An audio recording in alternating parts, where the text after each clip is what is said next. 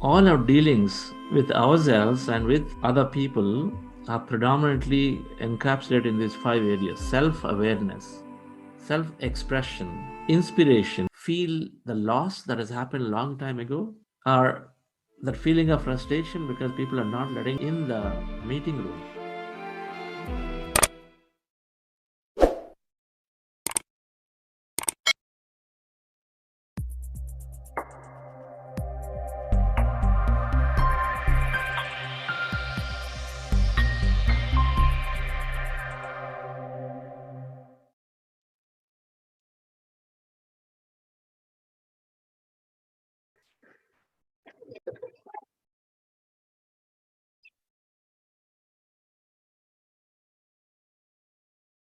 Welcome, friends.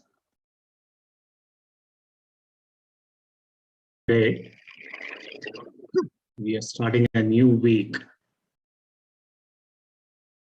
in our 40-day program for personal resilience and peak performance.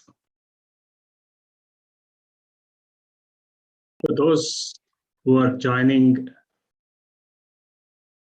new today, which is the second part of the program, Crystal,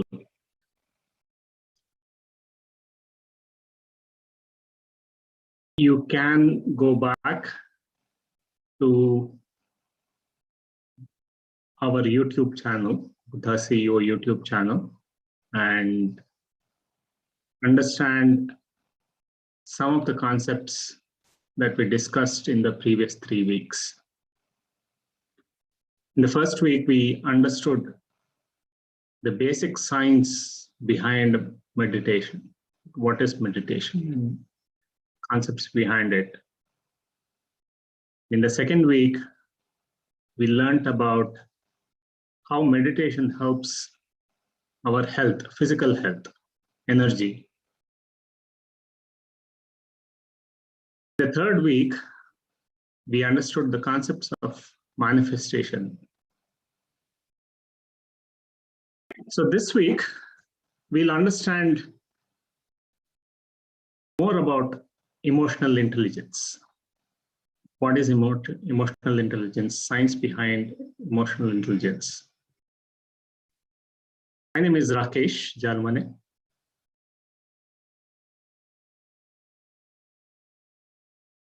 When I started my meditation practice, I was a technologist. I was a delivery director in a technology services company. And I had a fairly successful career. I thought I had done everything that I wanted. And I was living, I was not expecting anything. So when I got into meditation, I didn't come with any expectation. I was not looking for anything. Looking back, that was probably for the best. However, about 3-4 weeks down the line, I realized I was living so unconsciously. I realized there is a whole new world of the way we are living, the way I was living. So meditation completely transformed the way I work with people, my relationships. Obviously, it helped significantly with my health. But it also transformed my relationship.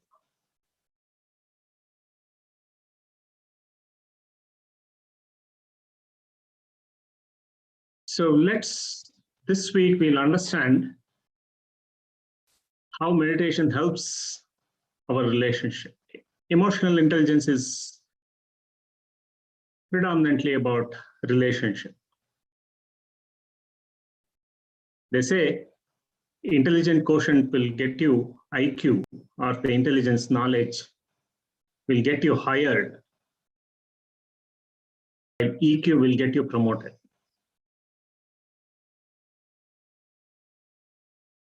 So when I first heard about it, it made so much sense.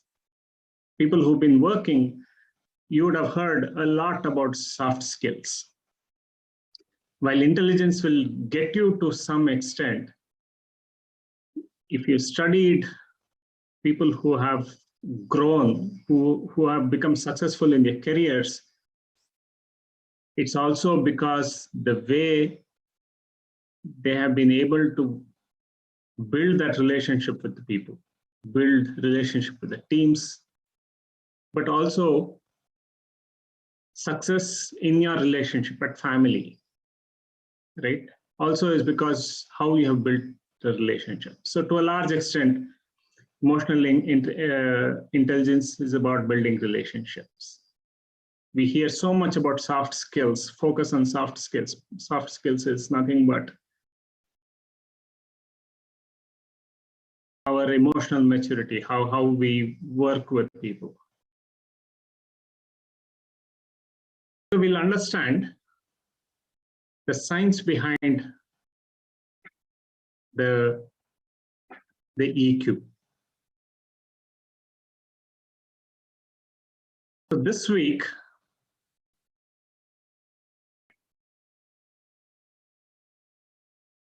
when we hear about emotional intelligence is built around 5 concepts, or the 5 pillars of emotional intelligence. We'll understand about it. The self-awareness, self-expression, inspiration, empathy, and engagement. So when we become good in all these 5 areas, our relationships improve. Self-awareness is knowing ourselves, understanding ourselves,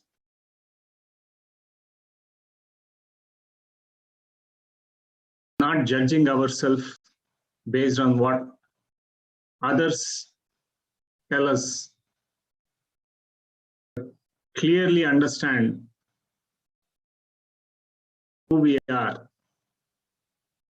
and what we bring to the relationship. Self-expression is all about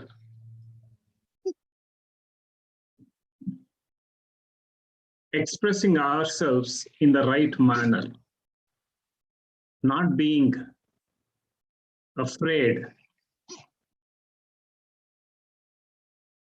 to express our emotions, our feelings, thoughts, without any judgment and in the right manner.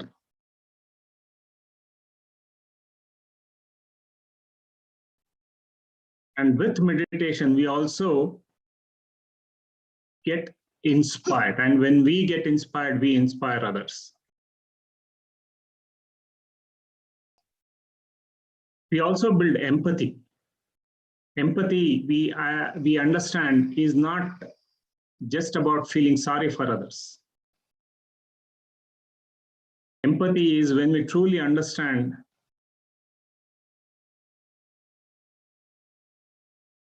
the other's point of view. We also understand that everybody is here for an experience. So we understand and then engage. So friends, we'll understand deeper into these concepts. It all starts with the knowledge or understanding. So when I started my meditation journey, before that, I always thought in my relationships, others have to change. any altercations, any frustrations in relationships, either at home, at work, I always blamed others.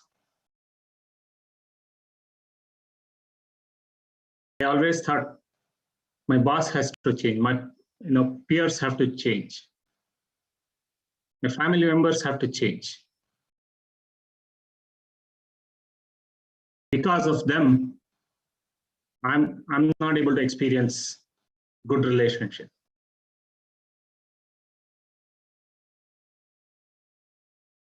However, with meditation, I started realizing the change starts with me.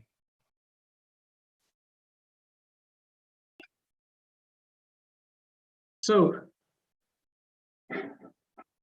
we'll understand today the concept of learning, doing, and being.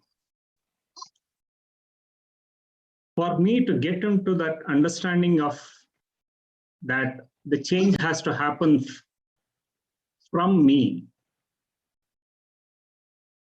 came with a knowledge. When I started reading about Awakened Family, for example, a book called Awakened Family, I understood others are there as a mirror to us. We learn from others of what we have to do, act, our behaviors. The concept of 7 unseen mirrors, when I learned about it, it changed my life. Changed the way I thought about relationship. So knowledge is a precursor to an experience. So for us to change or enhance our relationship, especially, right, this learning, doing, being, or knowledge is important for everything else, right? Any change in any aspect, but especially on the emotional intelligence, because at least for me, emotional intelligence always thought it's, that's who we are. I never thought that, we can change. So knowledge is a precursor to our experience. So, and for us to change and enhance our relationship, we'll understand this concept of learning, doing, and being, the science behind learning and doing and being. The more we learn, we practice, and we become.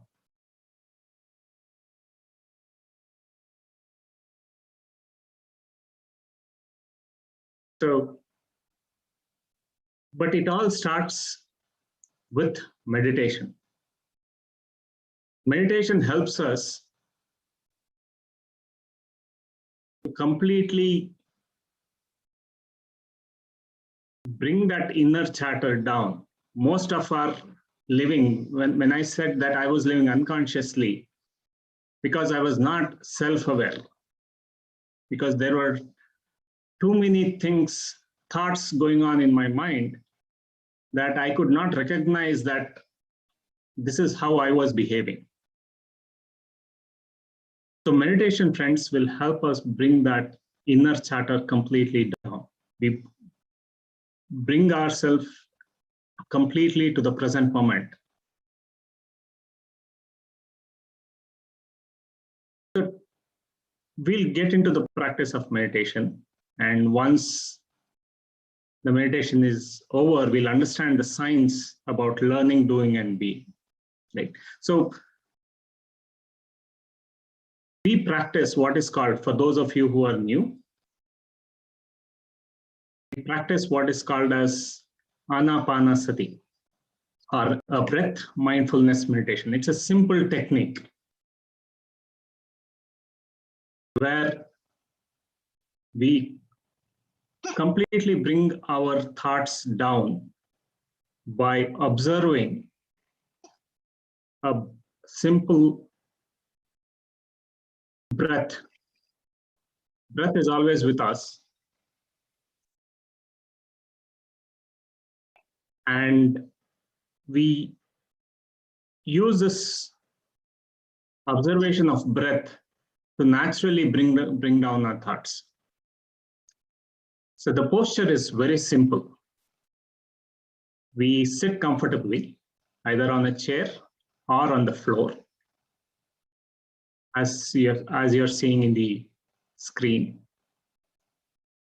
We close our eyes and clasp our fingers into fingers. Cross our legs at the ankle if you're sitting. And then we observe our breath. We observe the breath going in and coming out. And as we continue to observe the breath, our thoughts will naturally come down. It's fine if you are especially new beginners. If you are getting thoughts, it's perfectly fine. The moment you recognize that you are getting thoughts, you come back to the breath. And we practice this process. Again, the learning, doing, being. The more we practice this, the better we'll become. And it's a process, again, at training our mind, right? So friends will practice this Anapanasati. And we'll all relax, right? So let's relax. And I'll play music, guided music. Close our eyes, relax. Scan the body from head to toe. And as we are relaxing, we start observing our breath.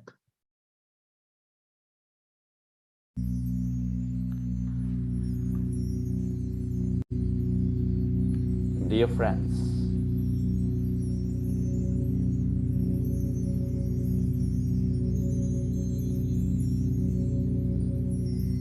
keep your hands on your chest area. With your eyes closed, rest your attention on your breath and on your sacred heart. Take a slow, long, relaxing breath.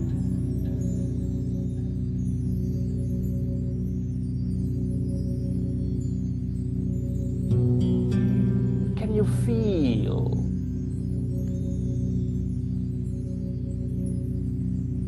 your beautiful heart with that breath energy?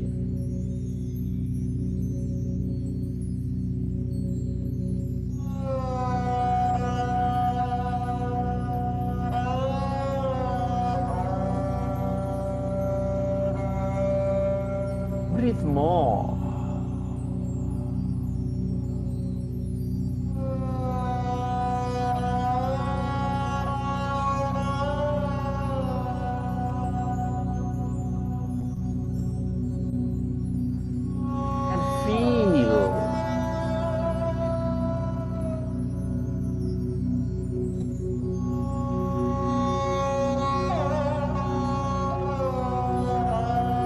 Sacred heart,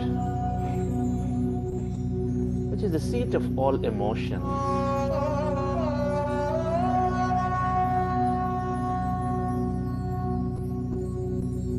which is binding, which is expanding all life with its love energy,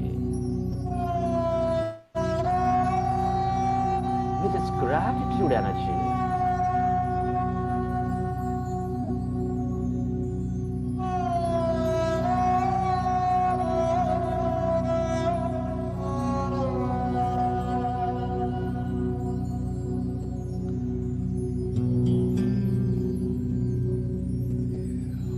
Feel the love and gratitude inside your beautiful heart.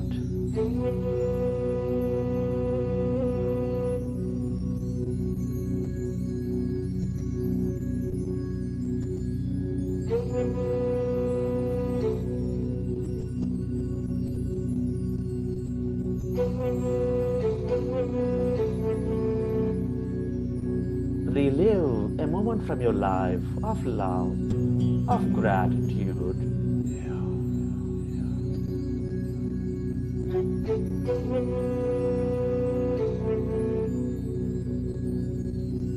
Can you feel more of that love energy?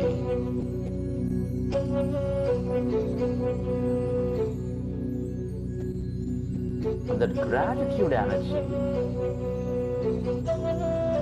And allow to expand your heart center.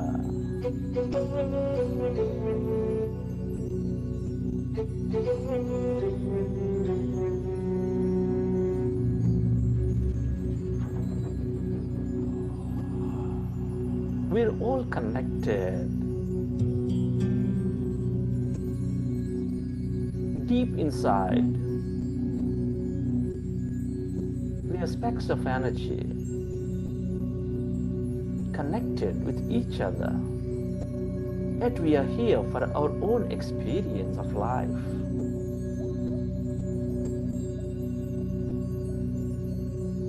Our experiences are multiplied more and more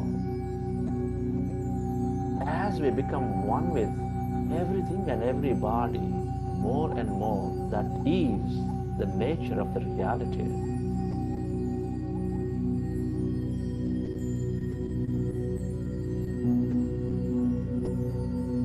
Love, gratitude, compassion, appreciation, adventure are all the way to become one with everybody again.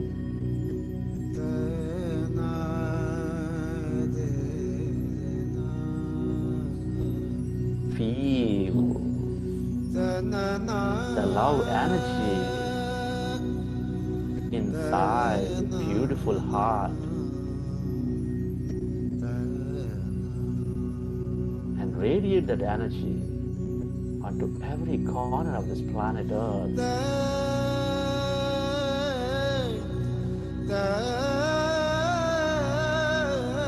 Where your attention goes, there the energy flows, dear friend.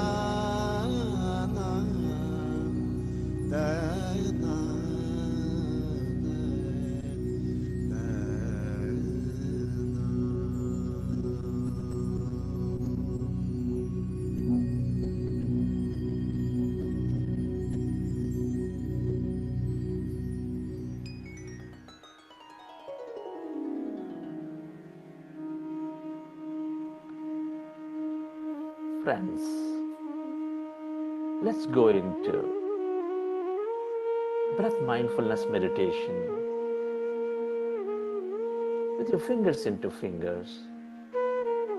Rest your hands comfortably in your lap.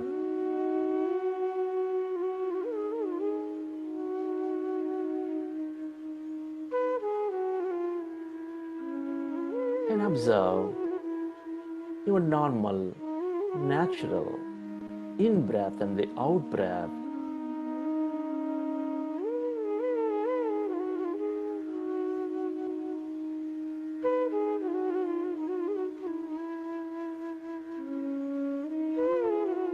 With your eyes closed, fingers into fingers, rest your hands comfortably in your lap.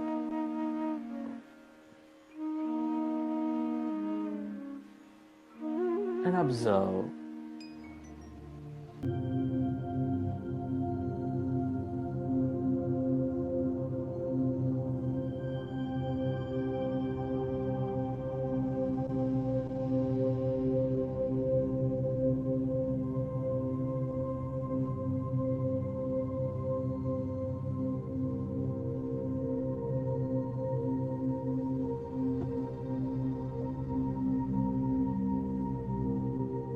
become one with your breath and allow yourself to become totally empty of all thoughts in your mind.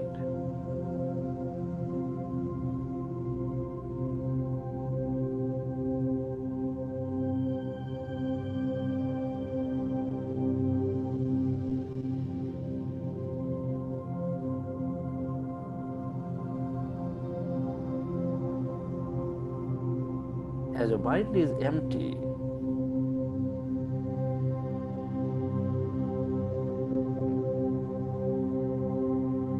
observe any sensations in your body.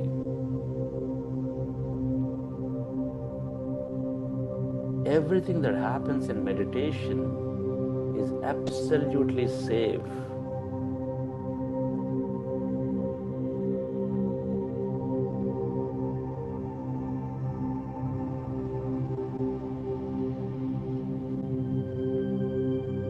As we withdraw our attention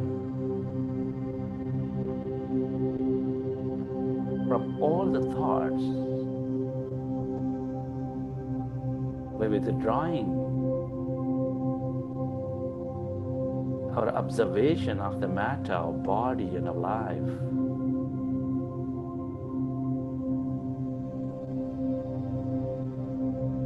and we start experiencing that emptiness and energy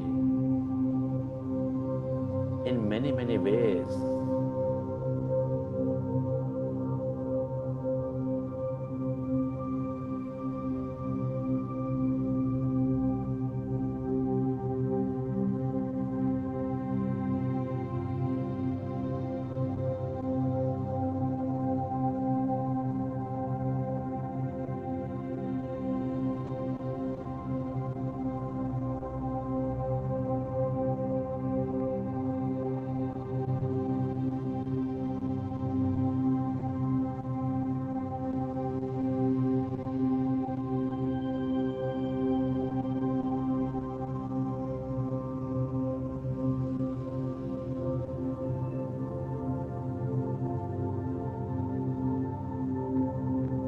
As you are becoming one with your breath, can you feel that emptiness inside your body?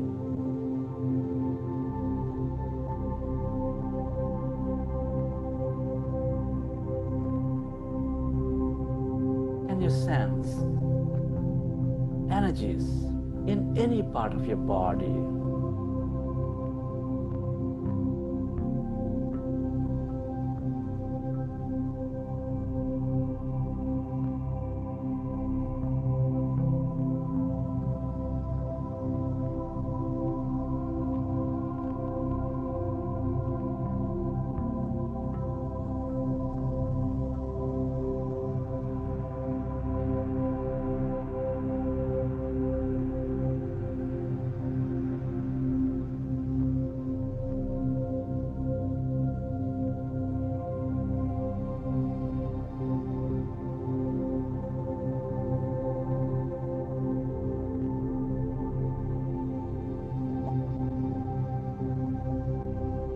Every time you recognize you are with your body, you are with your life, I want you to gently go back to observing your breath and allow yourself to slowly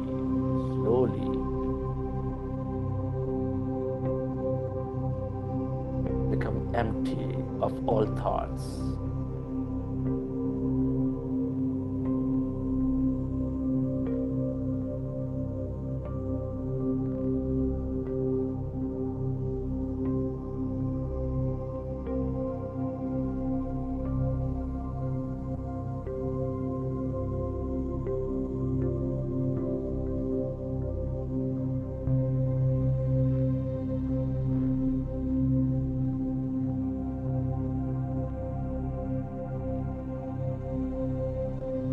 And as you are merging into your breath,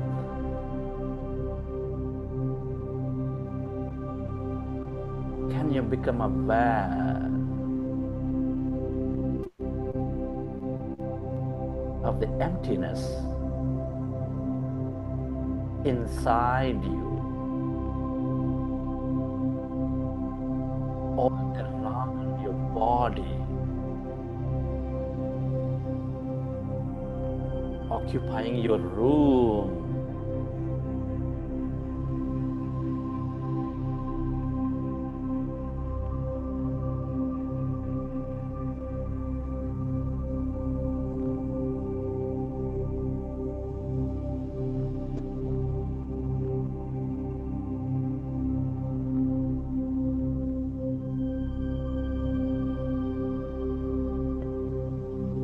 The more you let go, the more you can become one with that emptiness inside you, all around you.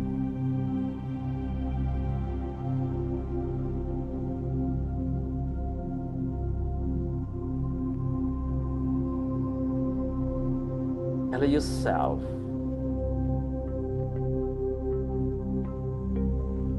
to go into the infinite depths of that emptiness,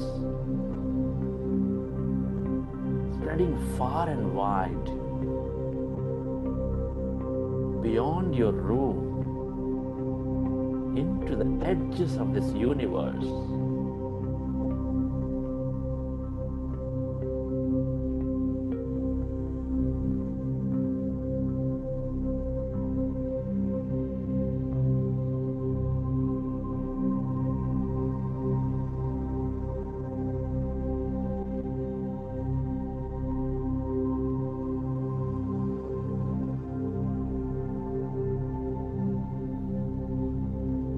We are less matter and more emptiness and energy. Stay aware of that emptiness where there is no body, where there is no thing, where there is no place and no time.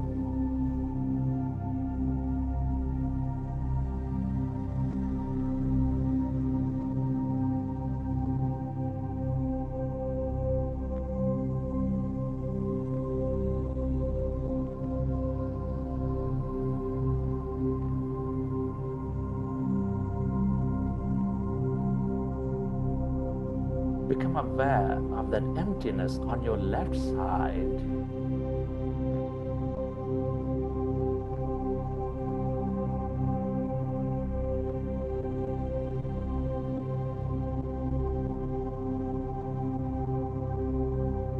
Become aware of that void, that blackness, that emptiness, whatever that may be, on your right side.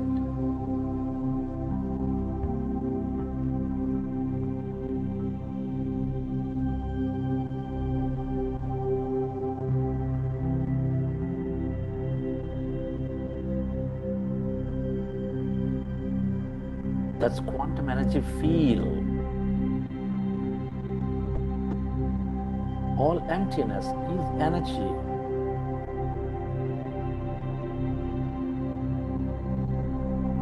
Connected as a singular field with infinite possibilities and opportunities.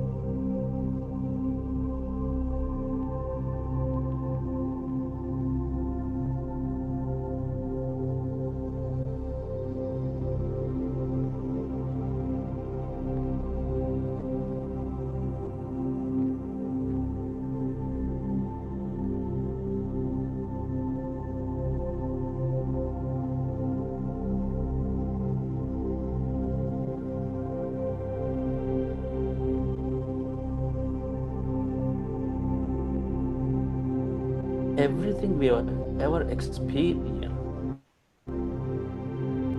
or will experience is here in the form of energy,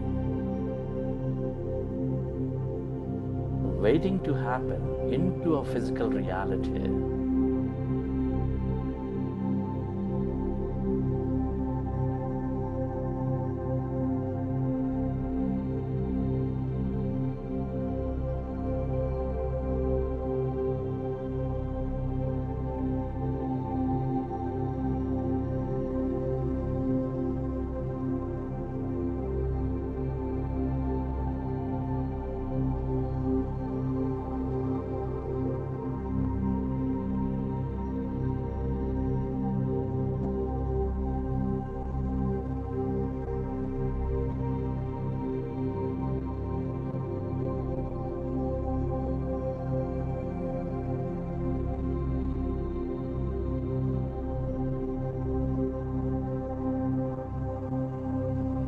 longer we stay in this field as no body, as no thing,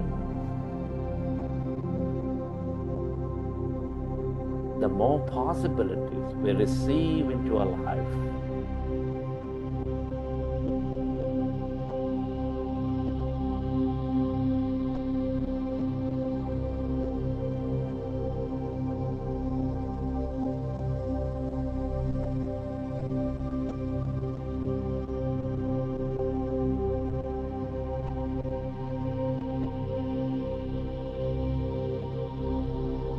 Stay aware of that emptiness.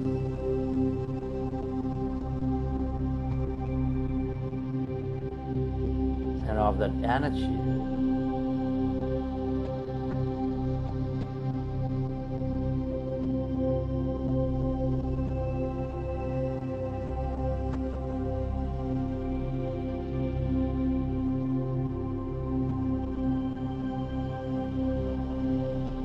As no body.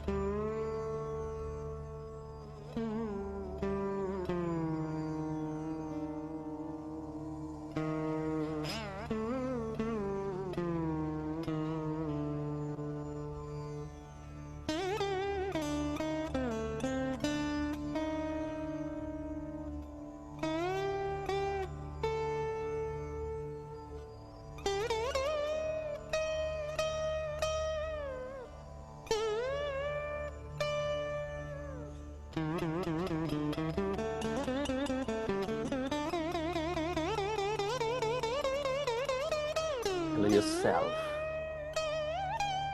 to go deeper and deeper into that emptiness inside you, all around you, where everything is connected to everything else.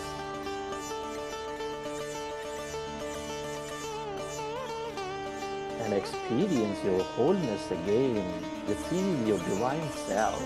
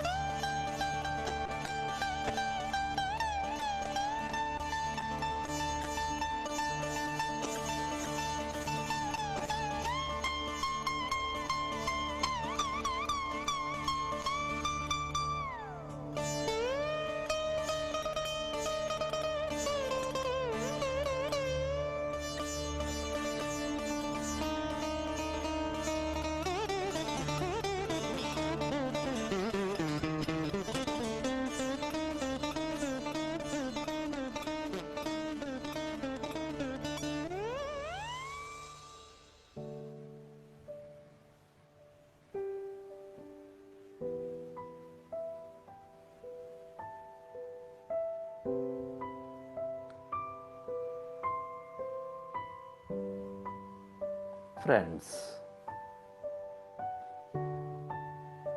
it's time to express gratitude. Gratitude for living a beautiful life.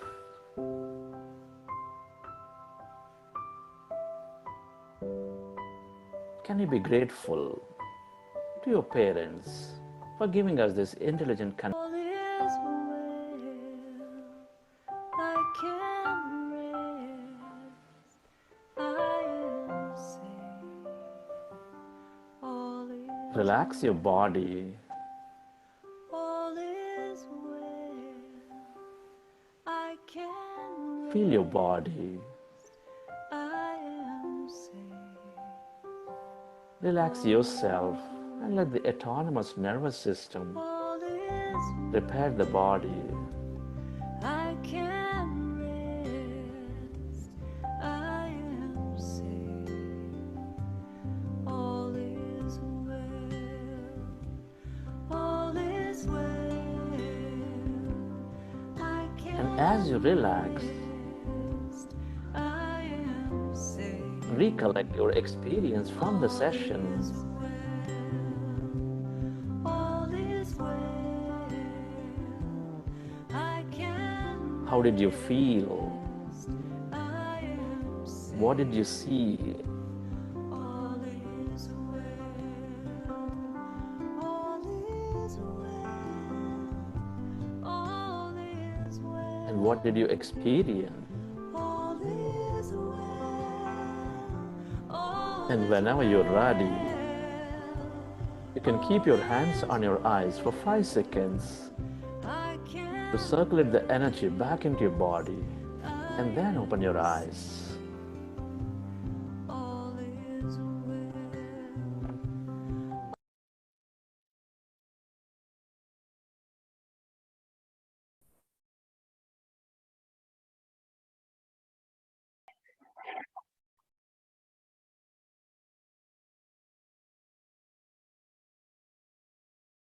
Okay. Welcome back. Yes.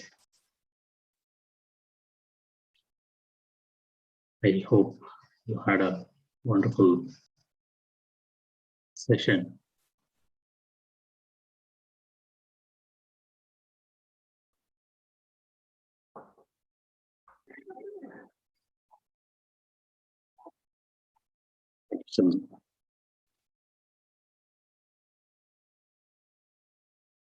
So as we relax,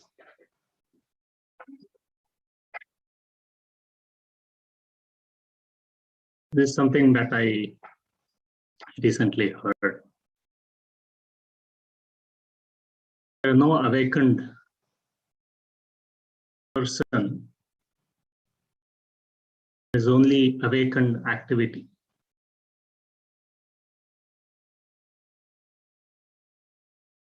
Even Dalai Lama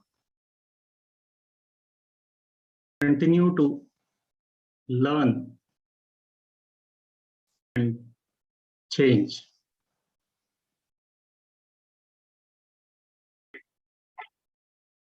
So we do that through process of learning.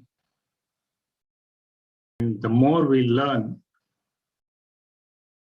the more we practice.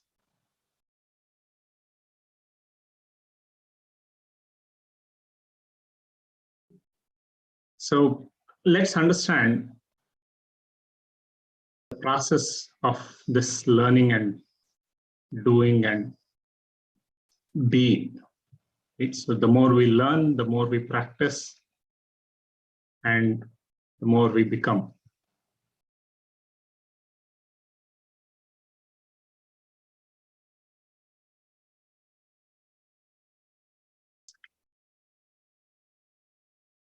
Yes. So our brain, we have 3 parts. This portion is called the neocortex, or the thinking brain.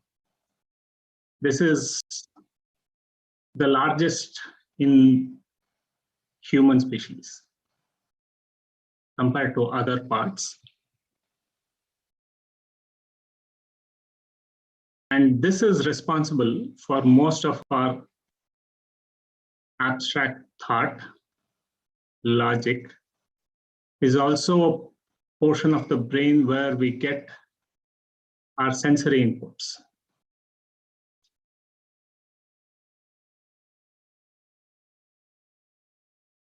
This part of the brain what makes us humans. We are not in the mode of survival alone. We have the process of creation, and that happens predominantly through neocortex. The second part, called the limbic system, yellow portion here, is where most of our long-term memory and emotions are stored.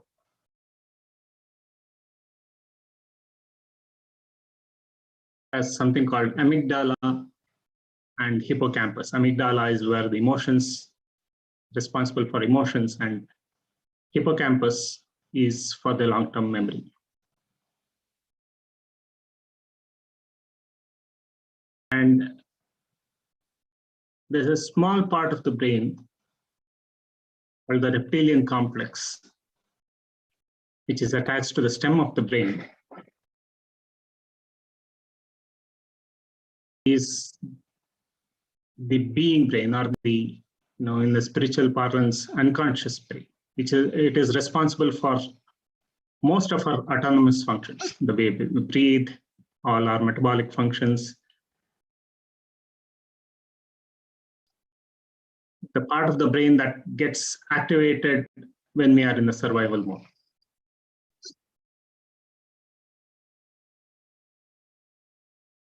So the neocortex, as we get inputs, stimulus from our senses, or the thoughts that we get,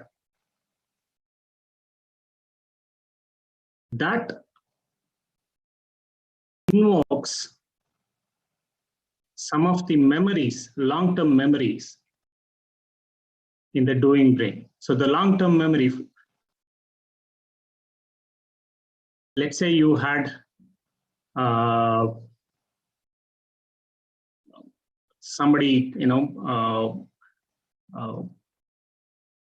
in office, they give a feedback for something that your boss, for example, has given you a feedback on your presentation in front of everybody. Now that can invoke a certain emotion. That emotion is predominantly based on your past experience. Earlier in your childhood, let's say you spoke in a debate, and if you get laughed at, now your boss giving you feedback could suddenly bring that emotion back, that memory. And most of us, before we get into meditation, we unconsciously repeat that. So that emotion will lead to thoughts that will invoke those emotions. And this process gets repeated. And the more we repeat that thoughts, that similar thoughts, it becomes stronger and stronger. And it becomes a long-term memory, and it forms a belief systems in you.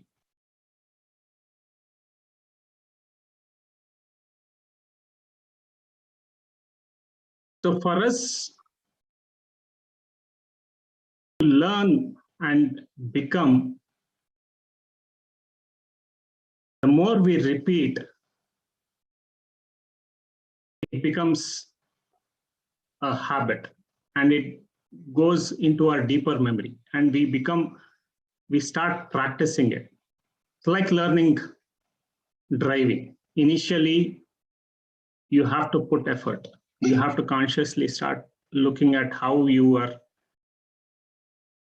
pressing your leg, what part, whether your accelerations, your braking, how you are holding your hand. You have to consciously do it. And as you practice, it becomes very natural to you. So let's understand a bit more about the neuroscience and how this practice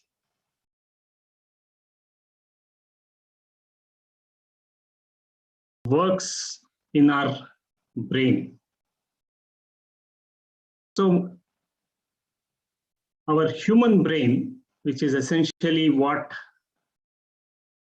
helps us with all our activities, and which is essentially the mind, is formed of billions of neurons. Neurons are tiny cells, like cells of the body.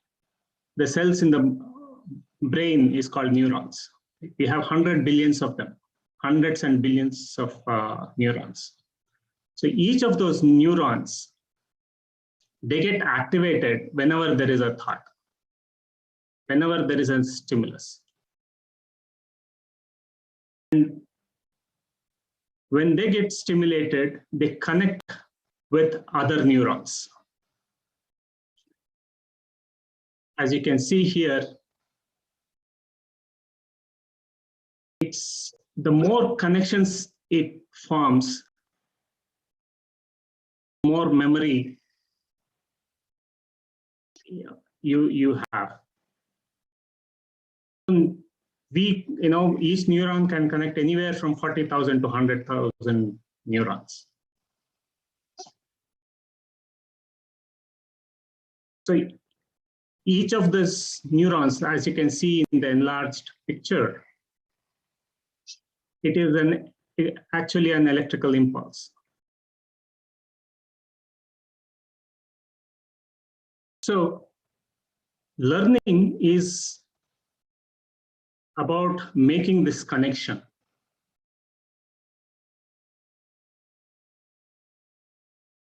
The stronger the memory, so the stronger this connection, stronger is the memory. So we learn in multiple ways. So when we read text, for example, when we read a book, when we see some text, we learn. Let's say you think you enjoy going to a beach. So, and beaches are great. So now when you learn that, when you read that text, memory is formed. Suppose that text is associated with a picture of, let's say, a beach in Goa. Serene, calm picture of a beach. Now that picture will form a lot more connections in your brain. So your memory is stronger, and whenever you see similar pictures, you suddenly remember the text. Beaches are great. Suppose you have actually visited a beach and you have experienced and enjoyed a lot visiting that beach. So whenever you see a picture of a beach, you suddenly remember that experience, and you are much more stronger because you have feelings attached to it. It's very easy to recollect. You don't forget that experience or feeling or that beaches are great. It is also that you have assigned a feeling to that sentence that beaches are great. So friends, what this essentially means that when we attach feelings, experiences, and pictures, our memory becomes stronger and stronger. So how is this relevant from emotional intelligence point of view? So in the example that I shared earlier, when a boss gave you a feedback, the experience that you had as a child, as a youngster, predominantly determines how you react to it.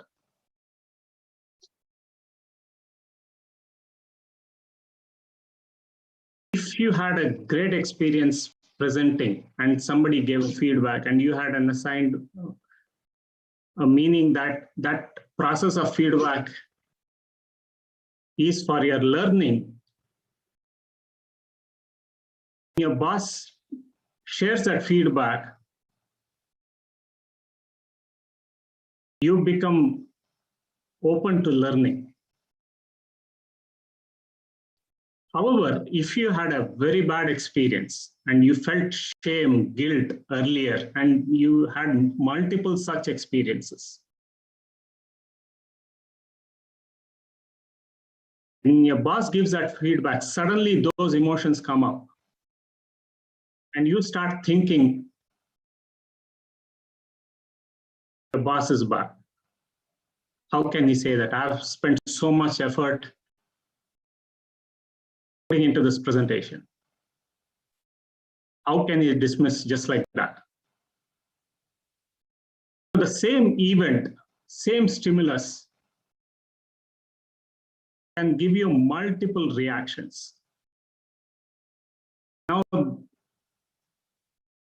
the second instance does not help you.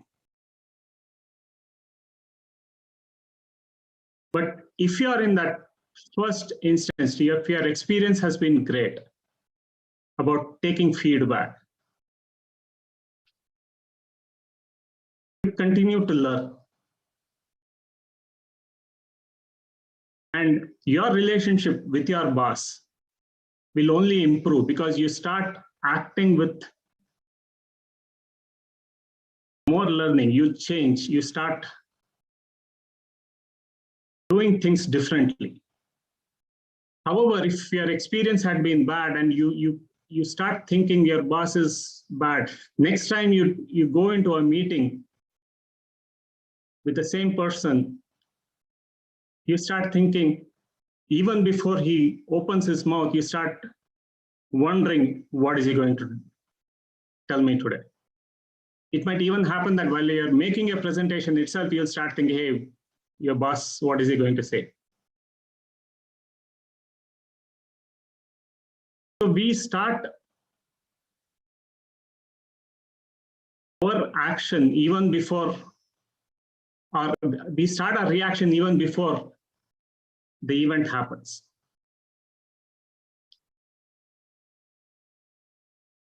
So with meditation, so how is this helping us? How meditation helps us in this whole learning, doing, being process?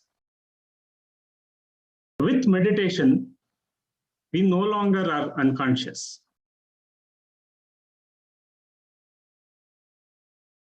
we understand and we are fully aware of what our reactions are, what our feelings are. We stop assigning meanings to the information that we receive. We start being fully present and not look at the past as a guide to how we react.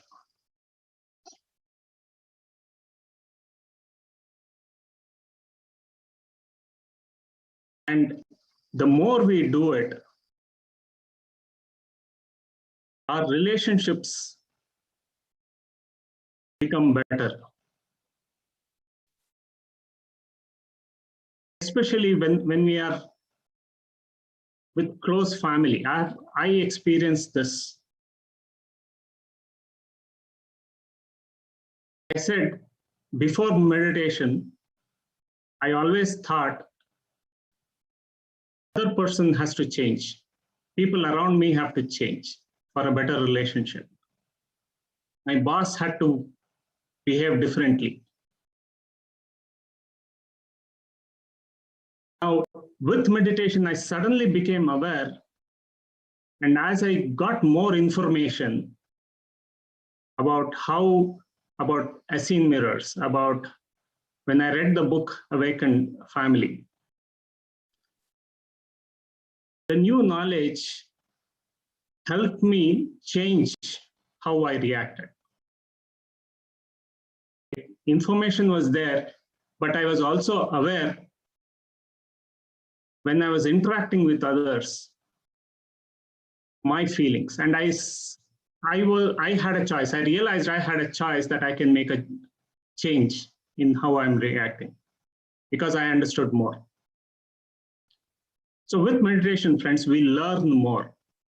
We learned about it in the second week. Our memory power increases. Our learning ability improves. And the more we learn, the more we become aware. We have the innate ability to change how we deal or work with people.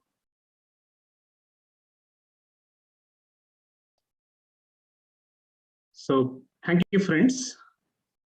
Chandra, you want to add? Thanks, Rakesh.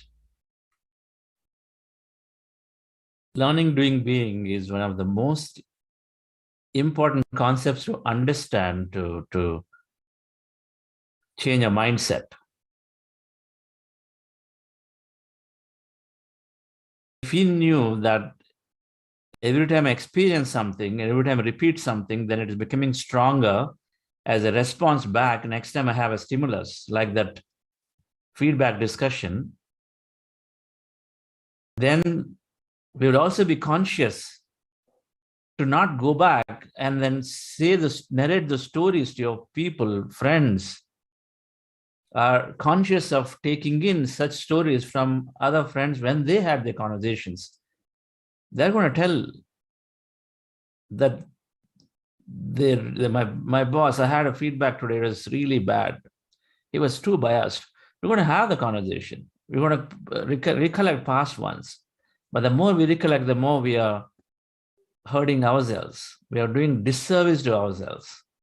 Now, what is the way to change? The change is learning. So learning, doing, being. So suppose you start learning, you suddenly went to a conference and said, hey, you know what?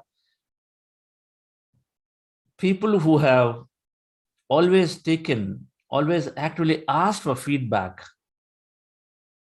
The research shows that those who ask for feedback actually have progressed in their career by 60% more, but who have asked for feedback and who have always taken the feedback for their good. And you go to a conference and something you learn. And you learn some stories around it, those who have actually done it. And so every time you learn something new like that, it is there. Now, when you regularly meditate, that learning is getting stronger because the more you learn, that's why we're learning, right? The more you learn at a conference, you read in a book, that now every situation you have something to learn, so don't take personally. Everything is for your own good, so don't take it personally. Read a book, so you don't take it personally. So all these things you start understanding. And so next time you have a conversation with about a feedback, you have two choices of response. One is to pull back go into your old memory, or another is to pick from the new learning, which says that feedback is good. Sometimes people are not good at giving the feedback, but it's still good for you. Critics are good because they're bringing the best in us. They may not know how to express it, but they're good. So you have this understanding. So you have both the responses to choose. One, to go back and start giving a meaning and saying this guy ought to exploit you or ought to really put you down, take all the credit or whichever way. And here is another one saying, okay, this is good for you, so let's just take it without any lens. Take it as it is, because that's our new response that you are learning because you are going to this conference and reading these books. Both are there to pick. Now, meditation, when you regularly meditate, dear friends, meditation is bringing that positive response also up into the thought. You have the past one, which is conditioned response is there, but meditation is also pulling this. Suddenly there is a spark that is coming in and saying, look, don't try to analyze and then go back in the way you react in the past, but think of another alternate way. You have an alternate way now. Every feedback is good for you. All critics are good for you. They're there to bring the best in you. So that is the opportunity we have. Because meditation is constantly, one side is deprogramming the past, it is weakening the past circuit, and then it's strengthening the new circuits that you're learning and repeating. So if you are learning constantly, self-development books, you read books of Robin Sharma, a lot of corporate wisdom is there in them. Dale Goldman, emotional intelligence is there. You read the book of Dale Goldman. You read Scott Peck, lots of his Harvard professor, very nice understanding about emotional regulation. So when you read these, then your understanding about interactions is strengthening, and so then this becomes stronger response, and then the older memory becomes weaker with meditation. So suddenly the spark comes that, okay, so I have a different way of responding, and as a result, dear friends, next time when you have a review mechanism, even if the person is not able to communicate in a simple, plain, comforting words, but you will approach that incident differently, because you approach and say, this is for my good. And so you start learning from it. You start taking it unbiasedly without trying to color with the past experience. So on one side, so it is meditation. It is only meditation. It is meditation is giving us to be in the spontaneously in the present moment, take what is important. So it is bubbling up both the responses. Before meditation, we're completely taken over by the subconscious program. We don't have control. Now with meditation, subconscious is weakened of the past. Instead, we put in a new program about new of taking feedback.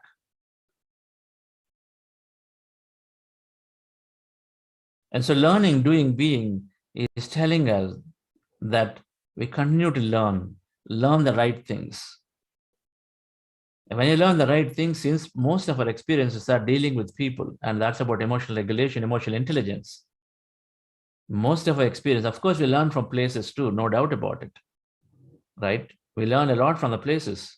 If you're going to Bangalore and New York downtown, you will learn a lot. If you're coming from a small town and you're going to these big cities, you will learn a lot suddenly about the traffic, the way people behave, the way things are, the way auto drivers or cabs operate. Everything is different, right? We learn and get influenced to the places, but people is where most of our experiences are. And so the emotional intelligence improves with meditation, but we must learn maximum, learn the right stuff. And then we slowly reprogram and we start behaving differently with people. So this anchors, this concept of learning, doing, being is very important for us to change completely, to be improve our relationship. And 99% in the SCN mirrors, which the first mirror is mirror of present moment awareness, second is mirror of judgment. That's it. These two mirrors translate to 99% of our relationship. They define our relationships. What is in my mind at given moment? Mirror of present moment awareness, which is causing that kind of experience with a person. What is there in my mind is causing that kind of experience. I'm attracting it. Oh, this person today is going to give me feedback. It's going to be worse than last time. Or I don't think it's going to be good because it's not at all ever concerning to me, ever concerned about me. That's the thought we go in, and that's what we experience.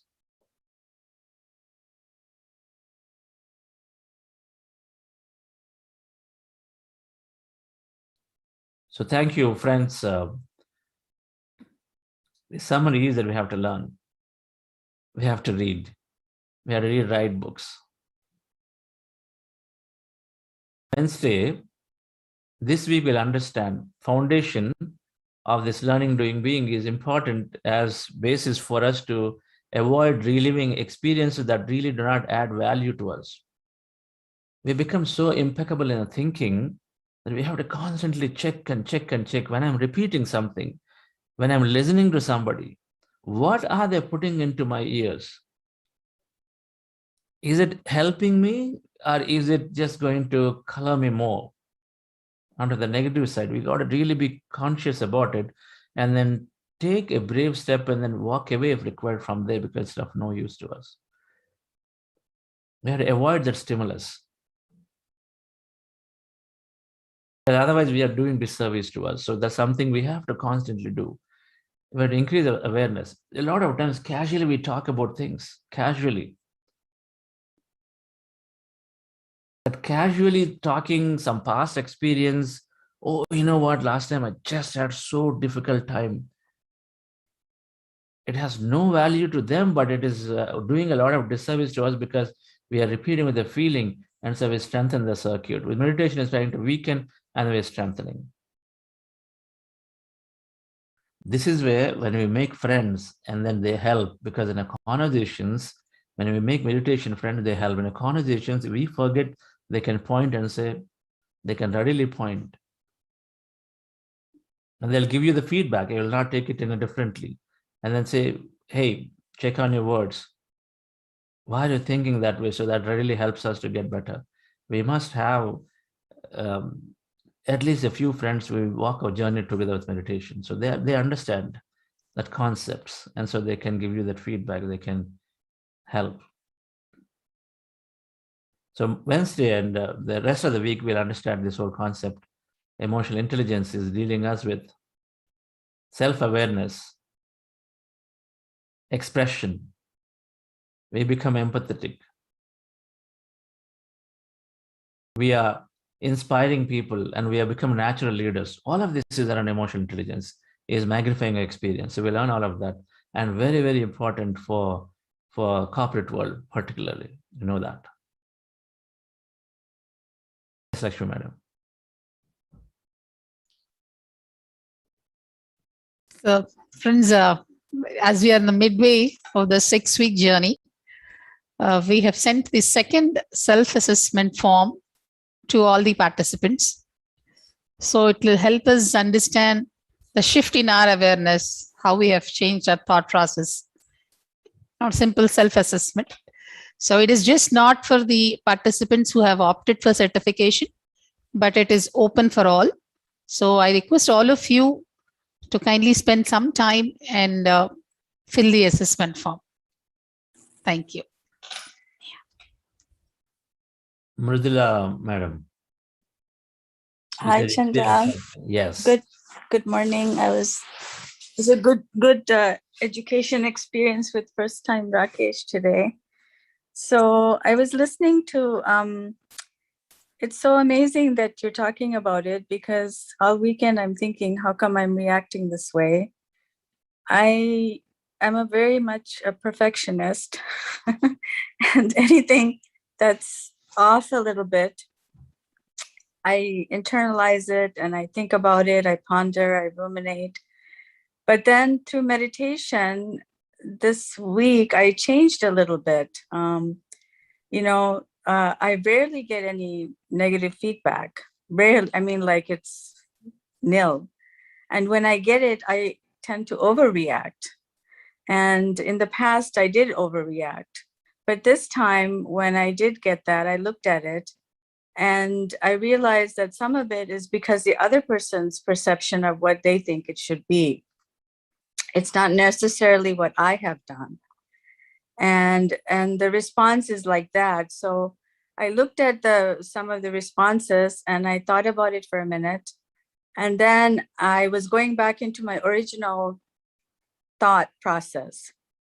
Then I took a breath and I thought, no, I'm not going back there. I'm going to look at this and think about it for a minute, ponder a minute and revisit it, in a few days and take another look. But in my past, I would have thought about it like every minute. Why did this person, say this way? Why did this happen this way? Now I realize it's not about me really. It's something that they perceive that to be.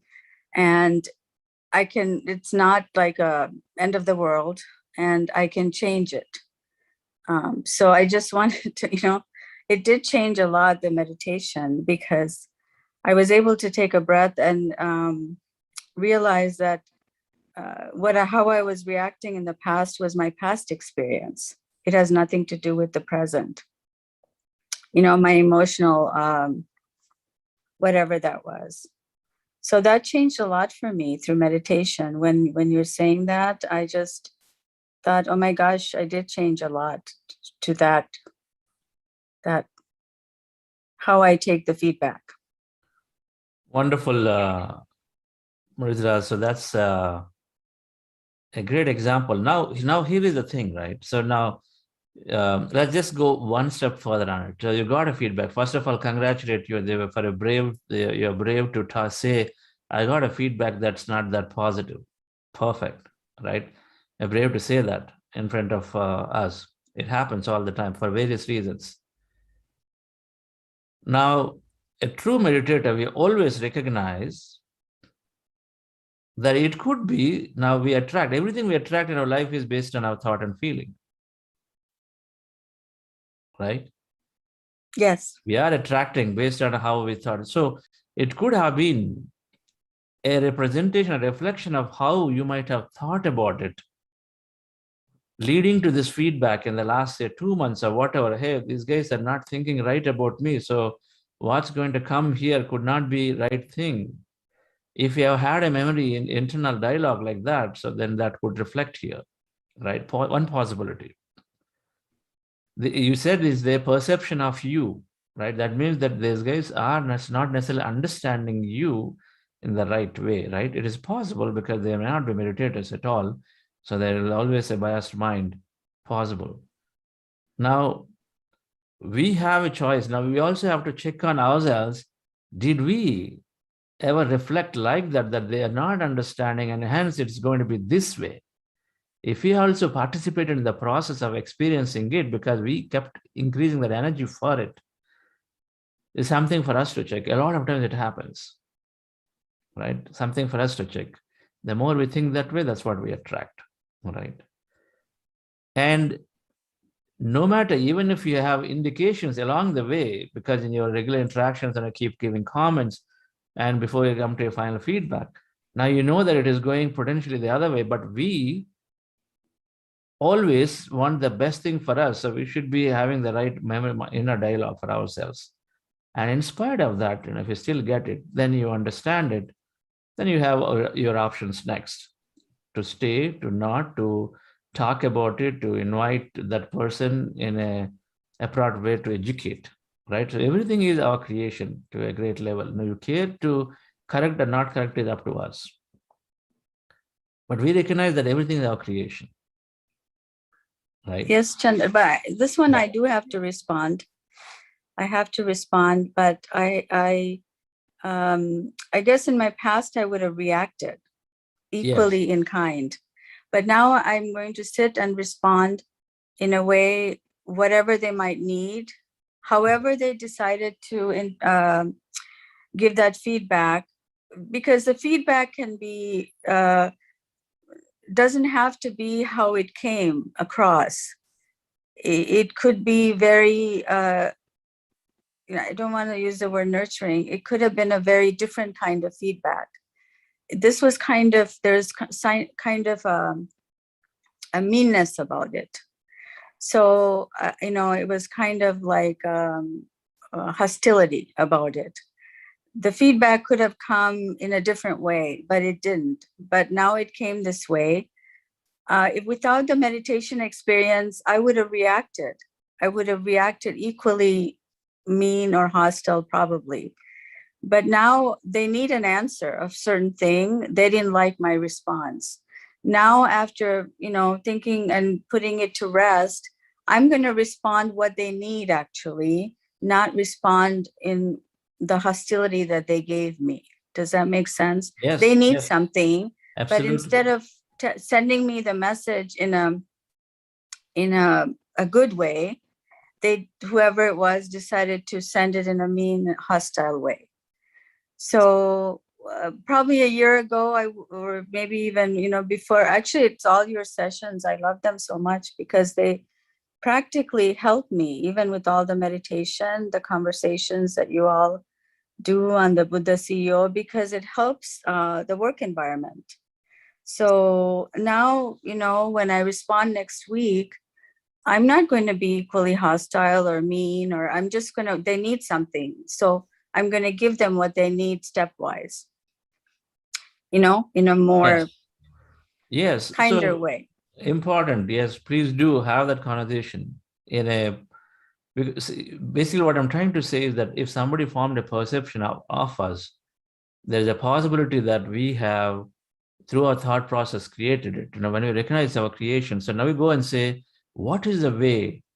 How can I go down to their level to explain to them in a way they understand my situation, which is how our meditation is slowing us down to be that, right? So you go into their level to explain to them in a way they understand that. You're going to try it a first time, a second time, and a third time, right?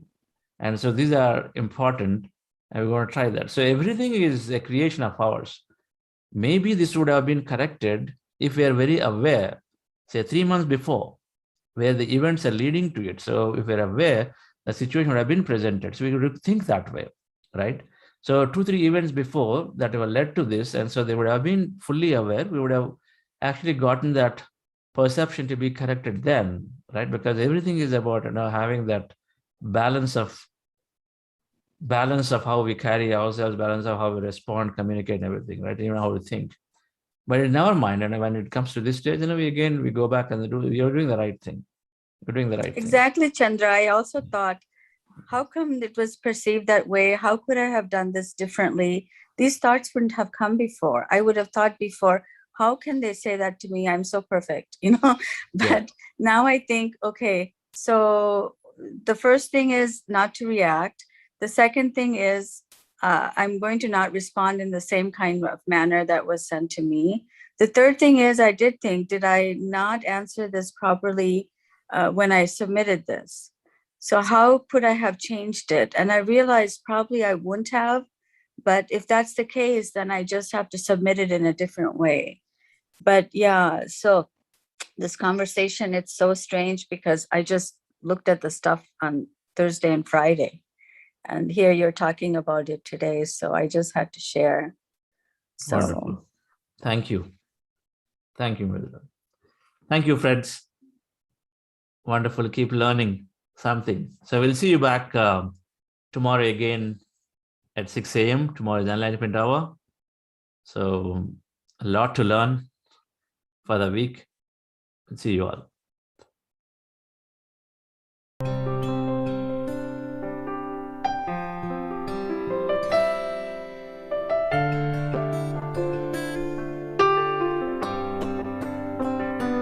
Gratitude before me, gratitude behind me, gratitude to the left of me. Gratitude to the right of me, gratitude above me, gratitude below me, gratitude within me, gratitude all around me.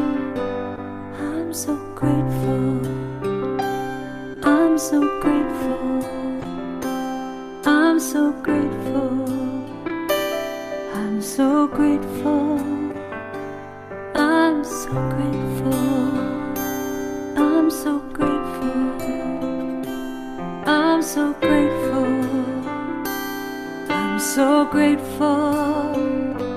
Gratitude before me, gratitude behind me, gratitude to the left of me, gratitude to the right of me.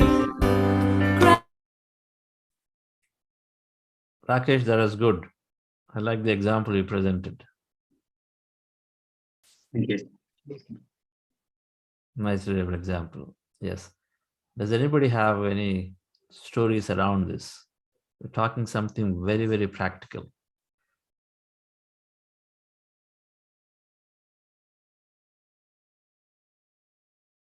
A response like what Mridula gave not only changes us for the better, but is also helping the other side also to change. Because the only thing the other side may be expecting is, oh, I'm giving a tougher feedback today, so I got to be ready to take something from Mridula today. That's maybe what they were expecting. Now they must be shocked and say, okay, she's quiet now, so what's going on here, right?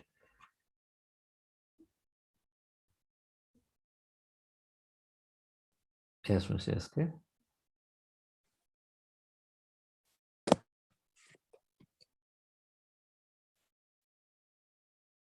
We can see you though, if you're putting on your video. Hello. Yes, ma'am. Hello. Can you Yeah. hear me? We can hear you, can't see you. Okay. I had one question regarding this because I have been facing such situation. I have been keeping my calm, and most of the time I'm successful. But sometimes when the other person tries to control you and he wants to meet you certain people or not to meet certain people, or talk in certain way or not talk in certain way, there is too much control. Now, how do you go about it? In that case, when some situations you are needed for some help or some in other family members, and then you have to go and then you have to lie and find ways to go out. So it's very stressful that time. How long you been meditating, ma'am? With this group, I am meditating in this current 3-week session. Previously, I had been meditating and I had been doing this reading books, all those books that you have told. By the way, I am 70 years old and it's 47 years of marriage now. And there are a lot of situations and still I have coped up all this life. But then sometimes it becomes very difficult. So it's like this, it all depends on how much you believe you are consciousness. How much you believe and how much you live that way. Mm-hmm. The more we ingest that, the more we understand that we are consciousness, the more strength you develop and energy you will have. The more that you have that, then the more strength you have, automatically the other person will respond. You have the strength to ignore, you have strength to confront. Both are there, both options are there. Mm-hmm. And there's a whole bunch of options in between the whole. Think of a scale. This side is complete ignoring. This side is confronting. Both are there. Scale, right? And the whole in between all options you have. Mm-hmm. But you will have the extreme ends too to be used. Both are necessary where it's required, right? And that comes through more and more meditation. You'll have to take a brave step wherever that is required. So a lot of times we do not take the step. because that means we are still worried, fearful of something. The fearful of something comes because we think we are limited. We got to go beyond, madam. Your meditations, your reading more and meditation more. If you're not talking to somebody, please have conversations. Talk to other people, other meditators. Their experience will give you the strength many times. Their experience will also give you strength. Sure. So that's all. So if we give away saying that they are controlling, we will be that way. That means either we are getting disturbed by it. First of all, see how you can, with the regular meditation understanding, where you develop the forgiveness. We have to get to a state where we become equanimous to the experience. To say, if somebody is physically bothering you, is a different thing, but no words can bother you in the mind. That is the first step that you have to get to. Because words are just words. It depends on how we take it, not take. Physical, we understand it, right? So as long as that is there, as long as you don't get bothered by it, even 95% of the suffering is gone. So when you get to that state, then you master it. So then you have the choice and decision to make and say, next time, do you want to ignore or do you want to actually ask about it, right? And this is where many times we develop the strength to, many times we remain silent where we need to ask. But with meditation, it is improving though. You're getting more self-expressive. You got to go and ask. You got to go and question. Why not? There is a lot of stuff when you said I'm 45 years married, this and that. So that means I've been going through many. So you got to take everything as a fresh situation and then start with it. You start with it. So why not? What's going to happen? Ask those questions to yourself. And the strength will come when you truly recognize that you will be taken care as you meditate more and more. And then as you are the consciousness, you take care of yourself. It is going to happen. Well, I will talk to someone. Just talk to people. Just interact with people. Call, say, Meena Joyshare, or call Vani Madam. Somebody, it doesn't matter who it is. You don't have to look for someone of your same 70 or 60 years, not at all. The problems you're saying are, if there is a problem anywhere, and they're there with everybody at any age, no problem, everybody. Even freshly married, you see all the time. Yes. If it is with that, if everyone has family challenges, everybody, without exception. I can say that much. Right? Yeah. So what I'm saying is that you gain your strength and then we learn to express at the right time. If your feelings are strong, do it. This is what I say, because otherwise then it'll come out to the body. What to do? Yeah, that comes out on the body, and then the other problems come with it.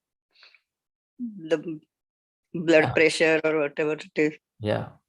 So that's why last time you had said, last time you had mentioned that just seeing at a picture, you remember everything. Right? Yes. So that's how, just by the name also, you create all that image with that. So all the negative and positive, both images come simultaneously. Yeah. And so, that negative image is so impacting that you feel very drained. No, because you see the other person very external to you. A lot of times they're a reflection of us. We have to look from different angle.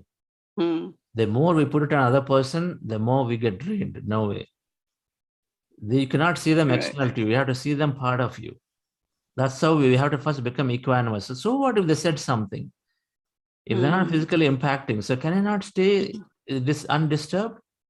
Why is that so? Why is that so that I am still so fully disturbed? Because we have inherently our own I, which is different. So the moment we cross that, then your challenge will go away. They will have to go away. It is us who give the strength to it. We give energy to it. They say something, we take on it more personally. That means we put our attention on it. That energy is there. That energy comes out as a vibration. It goes to the other person, and then they get it, they feel it, and then so they say more things to it. You don't put any energy to it. So first of all, we got to get there. It's easy to put it on somebody else, but they're merely a reflection of what we are. True. think about what we may be doing some similar thing to somebody else, and so this coming here. In our daily life, are we doing something similar to somebody else? And so is it coming to me? So that's another way of looking at it. A lot of times that also gives answer. That somebody else could be a maid, could be a child, could be a neighbor. If you're doing something that we're experiencing with here, one side, are we doing it to someone else? Also could be an answer, right? And second is more of understanding that they are merely reflecting onto me.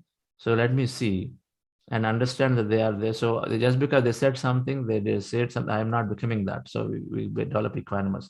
When you're equanimous, all of these challenges will go away. You don't even have to confront anybody, for sure. Yeah. Thank you. Right. Yes, Sridhar. Sir, I have a small example here which I learned from small kids. Kids don't feel bad or what do you say? They don't carry that feeling of someone said something. Suppose if I say something to my kid, after 1 hour or 2 hours, she'll come and hug me again. And she takes that, she forgets about the past, and then she doesn't carry the baggage of what happened previously, how it is, and what has done, and all that. Or she'll not have too much of expectations of whether my father will say this or my father will say that. And she'll become, I mean, as a kid, I'm saying, not the grown-ups. Grown-ups will have a lot of filters. But as a kid, they'll take everything as a fresh moment and then come back and then treat that as a fresh moment without any baggage or expectations, and then handle that situation there and there, and then they'll forget about it again, come back again, take the next moment as fresh moment. I think if that approach is there, it'll not hurt us much. And second thing is, if we take at the higher level, we are part of the entire cosmic energy kind of stuff. So everybody, as long as we have a feeling that that was like a kutumbam, they say, so we are in the same family. Even if my brother says something to me, I'll not take it so harsh. Yeah, I'll just think that why he's saying this? Am I doing something wrong? Or is there any other way to treat with it? So that belonging feeling, if you have, that also solves a lot of issues. As long as you treat them as separate and then you as separate, and then you have your world, they have their world, there's a conflict. But if you think that everybody is working towards the same purpose, I think the feelings, the aggression will be much lesser. 90% of the time, Sridhar, it is not being able to gain the strength and courage to question. Yes. And this is 90% of the time, it is that in relationships, that we inherently are worried, fearful that if I do, then it is going to come back ultimately as some kind of a survival. Right? This is a challenge in many cases, where we have to express, we don't express, because it can be lead to people commenting, how can you say that? There's bigger families, and so we pull back. We have to gain the strength to question at the right time, express at the right time. What's going to happen? So what? What's going to happen? We have to deal with that. If we don't deal with it, we constantly are staying silent. Okay, in a situations like this, in most cases, long relationship, it's the not being able to say strongly of dealing with it and then questioning. You've got to question that, and so that's important. You're absolutely right. Beyond a point, then parallelly, we also develop from our side that understanding. We check on ourselves first. Where am I causing that trouble, hurt to somebody? We check on ourselves constantly, and we are sure that it's not because of you anymore than you are time to express. Right. Okay. Thank you, friends. So we'll see you all tomorrow. Thank you.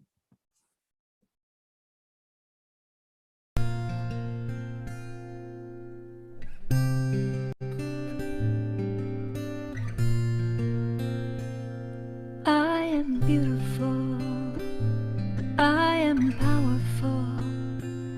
I've let go of my past and celebrate who I've become. I am beautiful.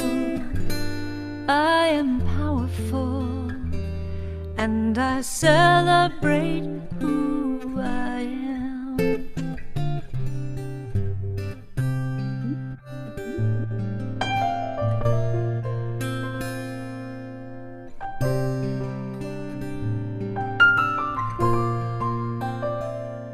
I am beautiful, I am powerful. I've let go of my past and celebrate who I've become. I am beautiful, I am powerful, and I celebrate who I am. I am beautiful, I am powerful.